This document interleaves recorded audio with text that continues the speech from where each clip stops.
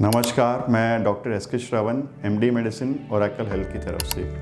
जैसा कि आप लोग जानते हैं, ये जो जनवरी है ये थायराइड अवेयरनेस मंथ है। तो आइए हम कुछ बातें करते हैं थायराइड हार्मोन्स के बारे में और थायराइड हार्मोन से होने वाली बीमारियों के बारे में।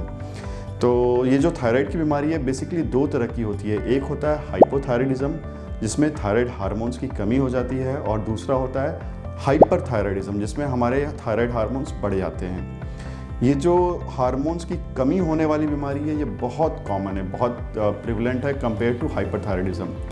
तो आइए जानते हैं हाइपोथायराइडिज्म में क्या होता है। तो हाइपोथायराइडिज्म में जो हमारा थायराइड ग्लैंड है ये फेल हो रहा होता है। ये फेल हो रहा होता है, इसका मतलब है जितने शरीर को थायराइड हार्मोन की ज़रूरत होती है उतना ये बना नहीं पाता है। ठीक है, तो आइए हम जानते हैं कि ये बीमारी किस किस को हो सकता है। ये बीमारी न्यूबॉर्न चाइल्ड यानी जो आज के आज पैदा हुआ है उससे लेकर के किसी भी उम्र के इंसान को हो सकता है।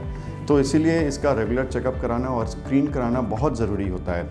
तो अगर किसी को हाइपोथायराइडिज्म है तो उसको क्या क्या साइंस और सिम्टम्स होंगे, उसको क्या क्या तकलीफ़ होगी, उसके बारे में जानते हैं। तो जिनको ये थायराइड की बीमारी होती है हाइपोथायराइडिज्म की, उनमें बेसिकली टायर्डनेस हो जाता है, थोड़ा कमज़ोरी सा महसूस होता है, स्किन की ड्राइनेस होती है, उनको ठंड ज़्यादा लगता है, उनका कंसंट्रेशन पुअर हो जाता है, पढ़ाई में मन नहीं लगता है, या मेमोरी कम हो सकता है, कॉन्स्टिपेशन की शिकायत हो सकती है, हेयर फॉल हो सकता है, वेट गेन हो सकता है, या नहीं तो वॉइस चेंज हो सकता है, या लड़कियों में स्पेशली पीरियड्स की एबनॉर्मेलिटी हो सकती है, एबनॉर्मल पीरियड्स हो सकते हैं। और जानते हैं कुछ कारणों के बारे में, किस कारण से ये होता है। तो जो सबसे इम्पॉर्टेंट कारण है वो है ऑटो इम्यून। इसका मतलब हमारे शरीर का जो डिफेंस मैकेनिज़्म है वो खुद थायराइड हार्मोन को ख़राब करता है या उसको बीमार करने की कोशिश करता है। ये सबसे इम्पॉर्टेंट कारण है।